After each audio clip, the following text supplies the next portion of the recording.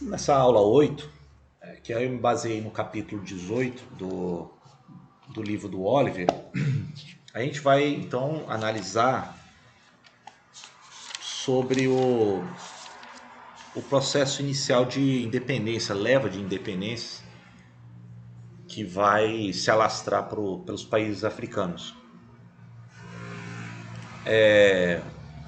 A gente tinha visto na aula anterior como é que esse já estava ganhando monta num cenário de crise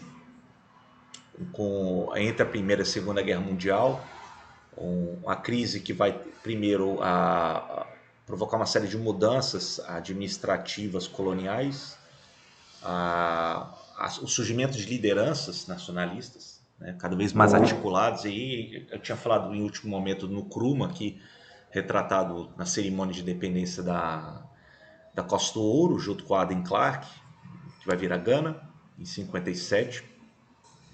Mas eu só deixei de falar, eu falei isso rapidamente, de que, por exemplo, no norte da África existiram muitos líderes berberes, os capilas, os sanúsis no interior da Líbia, que sempre combateram, né, a presença europeia.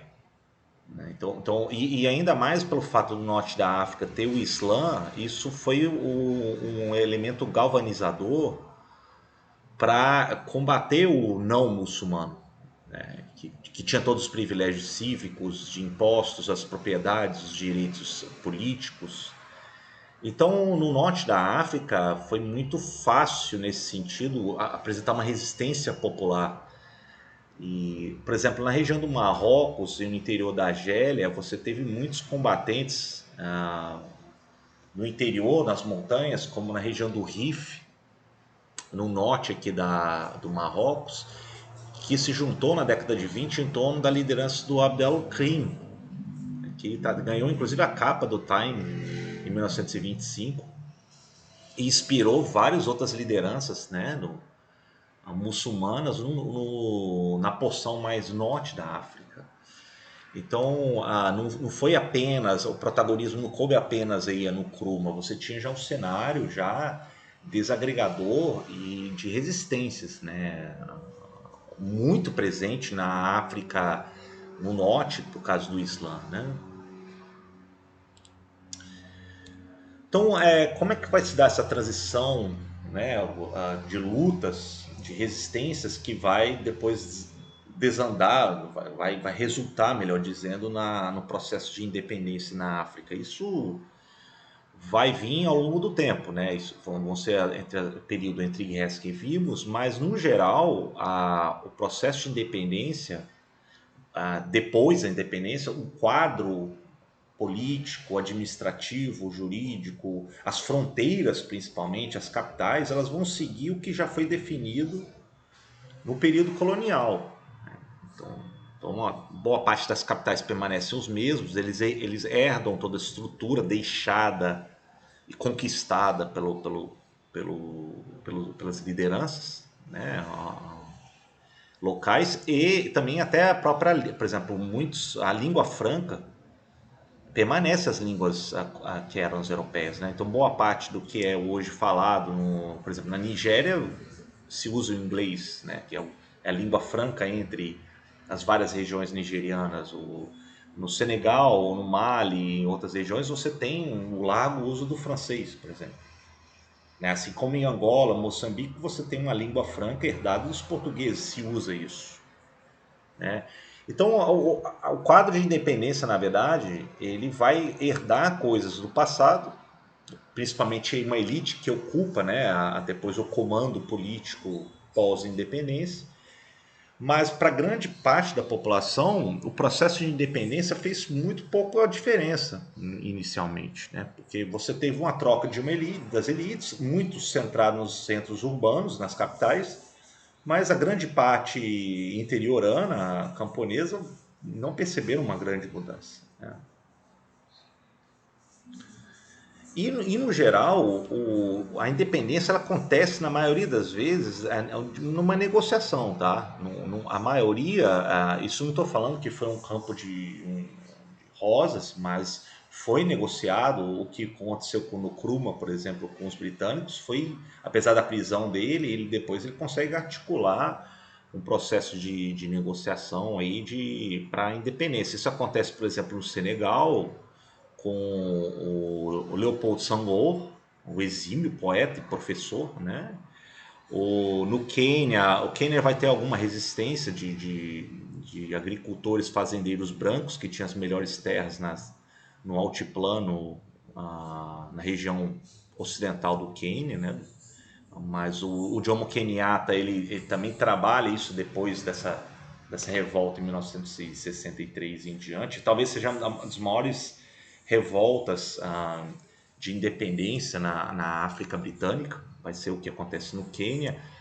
Depois vai ter o Julius Nyerere, o professor também na Tanzânia, porque na Tanganica ele consegue articular as inúmeras etnias em Tanganica e depois negocia a paz na transição para a independência, né, entre outros. Agora, o caso mais evidente de contestação, que ganhou até uma guerra, áreas de guerra civil e intervenção soviética americana no contexto da Guerra Fria, foi com Patrício Lumumba.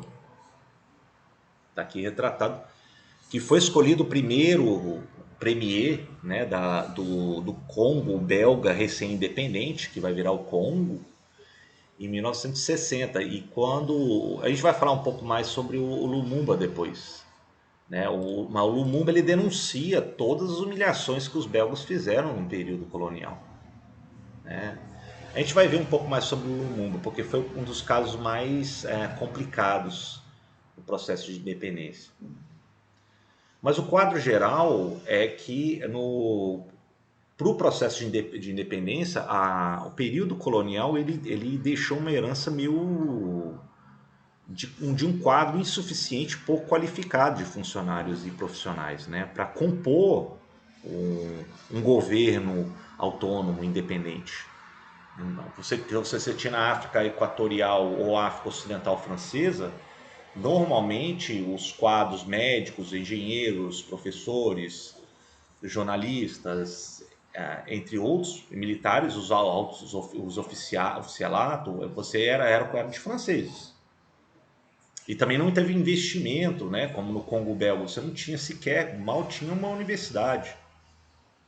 Então, como é que você iria ter um corpo qualificado para depois ter um país independente, né? Você tinha uma classe diminuta de profissionais qualificados, com ensino superior, né?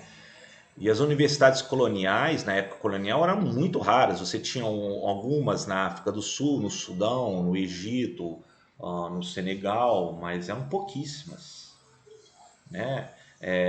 Você então tinha um quadro muito escasso, inexperiente, que quando vem a independência você tem necessidade de ocupar os nacionais nos altos cargos, né? No executivo, no judiciário, no legislativo, no quadro técnico, nos serviços públicos diversos, no quadro diplomático, que deveria também ter aí representantes de embaixadores, de secretários, né?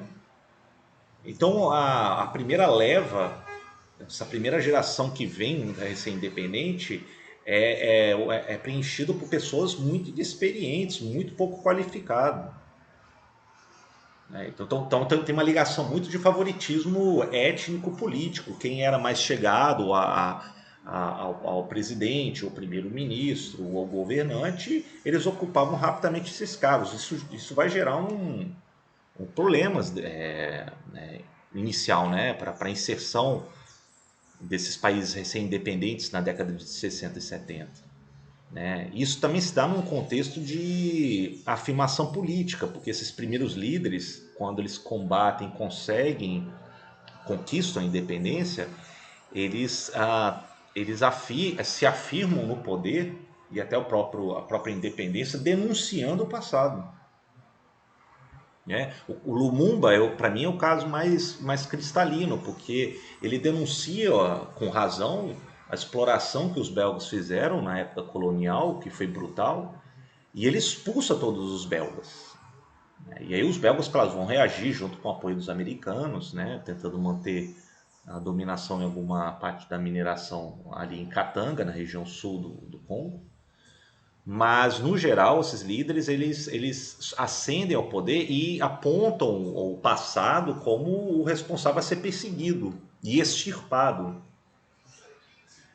E é claro, tem um elemento até mesmo de razão, só que ao mesmo tempo você provoca um problema, porque você tem um esvaziamento de todo o quadro qualificado para dirigir, gerenciar um país e ser independente, né? Mas a questão das fronteiras, elas não são um grande problema, né? Na verdade, você teve um quadro já estabelecido desde Berlim de 85, em que, no geral, as fronteiras, no geral, tá? Não estou falando todos os casos, você teve aí sem grandes contestações com relação às fronteiras. Você teve também tentativa de tentar criar confederação ou união de países na África recém-independente nos anos 60. Né? Porque a década de 60 é quando tem a grande leva de independência dos países africanos. E houve tentativa, né? Por exemplo, na África, o que era a África francesa na sua porção ocidental equatorial, pensou-se criar uma África mais unificada para ter um maior poder de barganha no mercado internacional e também uma voz política mais unificada. Mas houve o outro lado também, que se chama de balcanização, no sentido de que queria separar essas em unidades menores, essa grande federação idealizada, por exemplo, com o Leopoldo Senghor, do Senegal, o Modibo Keïta, do Mali. Né? Então, o fato é que unidades que eram mais prósperas, que tinham mais receita, como por exemplo a Costa do Marfim, que fazia parte da África Ocidental Francesa, rica em café e cacau, por exemplo, o Gabão na África Francesa Equatorial, com petróleo e alguns minerais, eles não queriam dividir essas receitas com as regiões mais pobres. Então eles combatem isso e eles acabam ganhando. Eles querem manter os vínculos até com especiais com a França, nesse caso. Eles aderem inicialmente à Lei Quadro, que é a Loi Cadre, proposto por general de Gaulle, que tinha ocupado a presidência francesa, de manter os vínculos econômicos e financeiros à custa de ter uma autonomia limitada em termos de política externa, de defesa e de política financeira, atrelados aí ao franco-francês. Né? Houve também aqueles lugares que você, dentro da colônia, você tinha problemas, porque você tinha uma minoria branca privilegiada, as melhores terras, que não enxergava com tranquilidade a independência, porque eles achavam que a maioria que deveria ter direitos políticos iriam predominar, iriam perseguir esse contingente branco. Né? Então isso se deu, por exemplo, muito na Rodésia do Sul, né? Deixa eu ver se eu tenho um mapa aqui. Na Rodésia do Sul, principalmente na Rodésia do Norte, mas na Rodésia do Sul, principalmente hoje o Zimbábue e a Rodésia do Norte, a Zâmbia.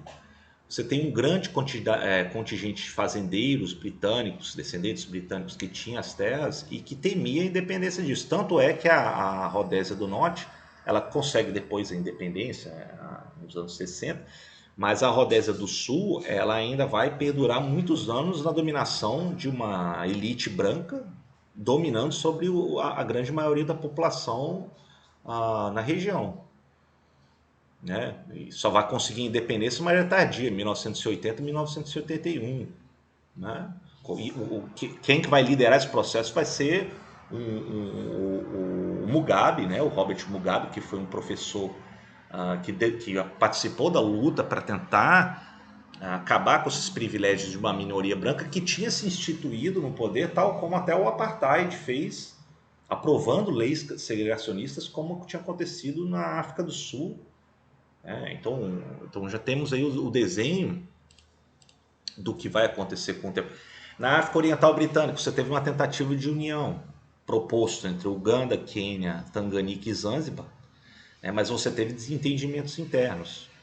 O máximo que foi feito foi alguns acordos alfandegários, e o único caso bem sucedido foi que Zanzibar, a ilha de Zanzibar, ela depois da queda de uma elite árabe que se tinha no poder desde da dinastia Omani, você tem depois a junção com a Tanganica e se torna o estado da Tanzânia. né, com Julius Nyerere amarrando muito bem essas negociações.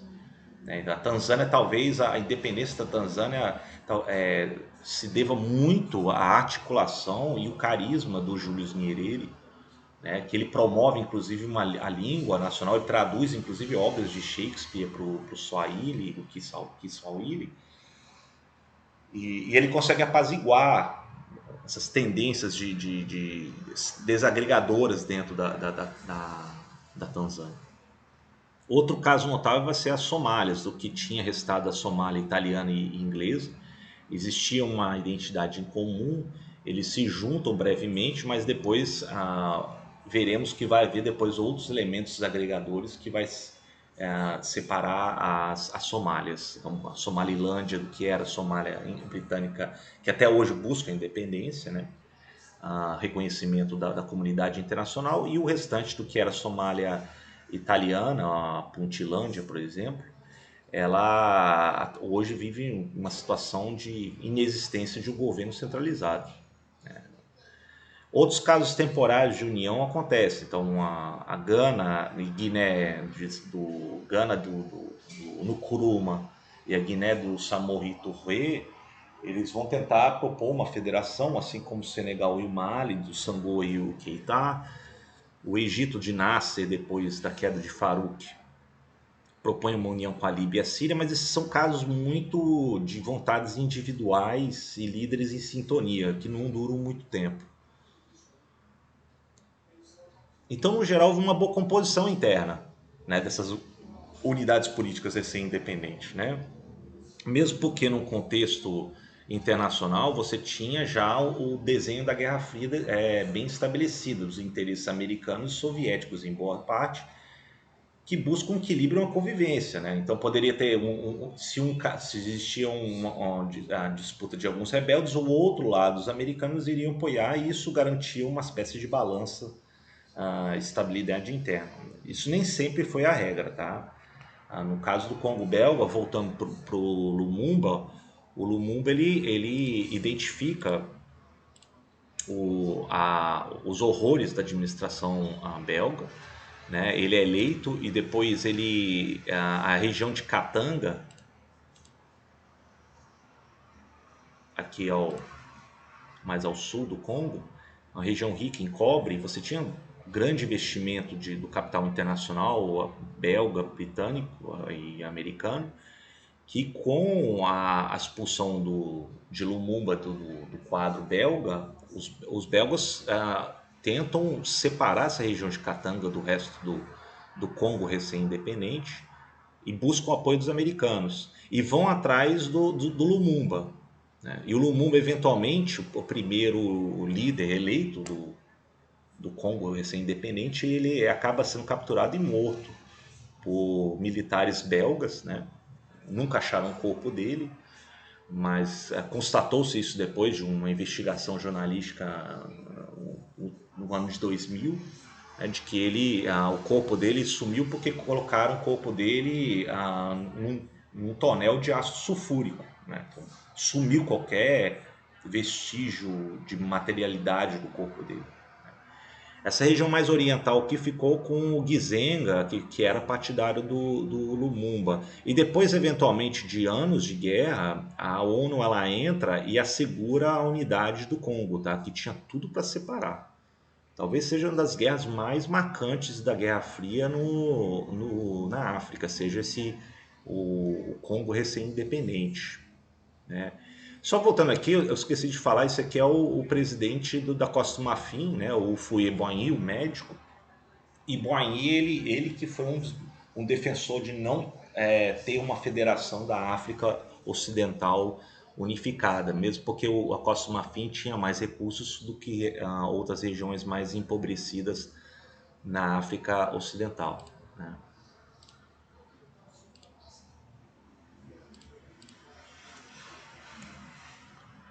Então aí você teve a intervenção das Nações Unidas, só passando aqui, o Lumumba foi capturado e morto em 61. Depois você teve uma tentativa de quebra da unidade congolesa, e depois foi assegurado aí a unidade congolesa com a atuação das Nações Unidas, tá? E no final, quem sobe ao poder no Congo e vai renomear como Zaire vai ser um ex-partidário do Lumumba, que depois muda de lado, claro, vai apoiar os americanos. Os americanos enxergam a ascensão do Mobutu Sese Seko como ditador do Zaire, que vai ficar no poder aí por 30 anos, mais de 30 anos, de 65 até 1996, 97. Na verdade, o Mobutu ele vai ser um dos maiores aliados americanos no Congo, justamente para coibir regimes marxistas na região. Então foi um ditador apoiado pelos americanos durante 30 anos, boa parte da Guerra Fria aí na África Equatorial. Outros países também apresentavam uma divisão interna, né, no processo de independência. Então, o Sudão, o Egito, ele vai ter, a gente vai ver isso até a aula que vem. O Egito ele vai ter um processo de independência cedo, mesmo porque foi um protetorado britânico, mas existia uma larga autonomia dentro do seu país. Isso incluía o Sudão, porque pertencia a esse condomínio anglo-egípcio de dominação, o Sudão, né? E o Sudão ele é tão grande que em termos existia uma divisão. O norte ele era muito mais muçulmano, muito mais ligado ao Egito, né? E o sul era muito mais abandonado, era uma região, antigamente no século XIV, XV, ele era até o campo de caça de escravos, de marfim, e não tão ligados ao Egito e nem muçulmanos, né? Então, quando há o processo de independência egípcia e depois desponta a independência sudanesa, os sudaneses do sul eles começam a se ver excluídos do processo decisório de Khartoum, do Sudão mais ao norte. Eu digo a independência do Sudão com relação ao Egito e tudo, né? Então os conflitos começam a se aflorar. Isso vai se estender até praticamente em 2012, quando o Sudão do Sul ele ganha a independência, né? Tem até uma foto aqui dos sudaneses do Sul que estavam combatendo para ter a sua independência. Então foi uma guerra civil que se estende desde 55 até praticamente 2012, uma das guerras civis mais longevas do século 20 e início do 21, né? Na Etiópia, você também tem um problema, porque a Etiópia, quando ela expulsa os italianos em 41, é reconhecido novamente reconhecida sua independência. O imperador Haile Selassie ele tentou impor uma dominação sobre os povos costeiros da Eritreia, que são geralmente da etnia eritreu e tigré, né? Ele afirma inclusive que deixa eu só dar um menos um aqui, que a costa do que hoje a gente considera como Eritreia era considerada uma província da Etiópia. Então, Selassie, ele que começou a ter o apoio dos americanos, britânicos, ele mandava as tropas para tentar reprimir essas manifestações de independência desses eritreus e os tigrés, que tinha apoio dos soviéticos e até do lado soviético, do bloco soviético durante os anos 60. E essa guerra vai perdurar de 61 até os anos 90. Ele retoma novamente nos anos 90 de maneira até mais sangrenta. Mas o fato é que essa guerra ela tem uma curiosidade, porque o Selassie, que foi o último imperador etíope apoiado pelos americanos, em 74 ele sofre um golpe e cai. E aí acende um regime de orientação marxista na Etiópia, que vai ser o Derg, com o Mengistu Mariam. E quando acende esse poder de marxistas do Derg na Etiópia, a partir de 74, eles começam a receber apoio dos soviéticos e dos cubanos, principalmente os cubanos que ajudam eles, e eles continuam essa campanha contra os eritreus e os tigrés. Que, claro, os eritreus e os tigrés passam a não ter mais o apoio dos soviéticos como tinham no passado, né? Então você tem uma mudança de lados aí, mas a guerra civil ainda permanece, né, durante muito tempo. Somente em 93, 94 que é terminados esses conflitos e a Eritreia ganha sua independência da Etiópia. Então hoje, por exemplo, a Etiópia ela não tem saída para o mar. Ela tem um acordo com o porto de Djibouti para escoar a sua produção, mas ela no seu território ela não tem acesso ao Mar Vermelho, tá? E talvez o caso mais notório e evidencia já o crescimento da atuação das Forças Armadas nos países africanos recém-independentes vai ser na Nigéria. A Nigéria, que é um dos países mais populosos do continente, quando ganha independência em 1960, 61, pensou-se que deveria ter uma espécie de rodízio entre as regiões norte, oeste e leste, uma espécie de federação, né, que seria sediado na cidade de Lagos no primeiro momento. E isso não vai funcionar muito bem, porque muitos acusam os líderes muçulmanos do norte que controlam os recursos em detrimento de outras regiões que teriam mais recursos, como a região de Ibo, né, aqui a sudeste da Nigéria atual, né, que era rico em petróleo. Então essa região ela começa a se revoltar contra a dominação dos nortistas, né, que controlavam os recursos em detrimento dos recursos do petróleo que vinha dessa região dos Ibos. Né? E eventualmente vai vir um golpe militar, vai ter uma revolta das regiões mais do sudeste, e eventualmente a região dos Ibos, no sudeste, declara a independência em 1967, que queria controlar os recursos que vinha da sua região, que eram advindos do petróleo. Né? E a partir daí você tem uma guerra civil, porque Biafra tenta se separar, você tem todas as tropas nigerianas das outras regiões tentam reprimir essa separação de Biafra, e isso vai se estender por 5, 6 anos, até 1972. Né? Os biafrenses eles enfrentam as invasões dos nigerianos, né? E eventualmente o governo federal nigeriano consegue recuperar, né, toda a unidade. Né? Você também teve uma ampla campanha depois, no início, muito apoiando os Ibos, né? Retratando eles como cristãos sendo oprimidos pelos muçulmanos do norte, mas eventualmente você teve uma negociação que preservou a unidade nigeriana. Né? E eventualmente eles ganham então uma outra unidade consolidada, independente, a partir de 1972. O caso da Nigéria é muito interessante porque mostrou, primeiro, o crescimento e atuação das Forças Armadas nigerianas. No caso da Nigéria, você tinha passado na época de independência de 10 a 50 mil homens para, no final da Guerra Civil Nigeriana, para quase mais de 100 mil homens. Né? Então, o exército, as forças armadas na África independente, quando há o elemento de instabilidade, ele é visto como o único corpo organizado, disciplinado para impor a ordem. Né? Nos casos de corrupção, ou os casos de tentativa de instabilidades políticas, contestações políticas, etc., o corpo militar é enxergado como uma solução para esses casos de instabilidade e de corrupção. Né? No caso de Uganda, que ficou muito famoso, o presidente civil, primeiro presidente civil eleito, ele é envolvido em corrupção e eventualmente sobe ao poder um oficial que fazia parte do exército imperial britânico, que foi o Idi Amin, por exemplo.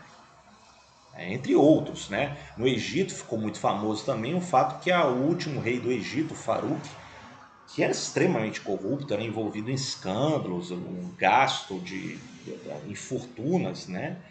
Eventualmente o corpo dos oficiais militares egípcios, eles dão um golpe, provocam a fuga de Farouk que foge para Roma e ocupam o poder.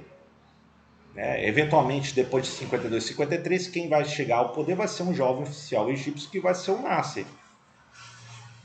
E esses golpes militares vão ocorrer com muita frequência depois de 1965, 66, até o final dos anos 60. Poucos anos depois da independência, boa parte dos países recém-independentes africanos, eles atravessam esse elemento. Primeiro porque o corpo militar ele era mais disciplinado, mais coeso.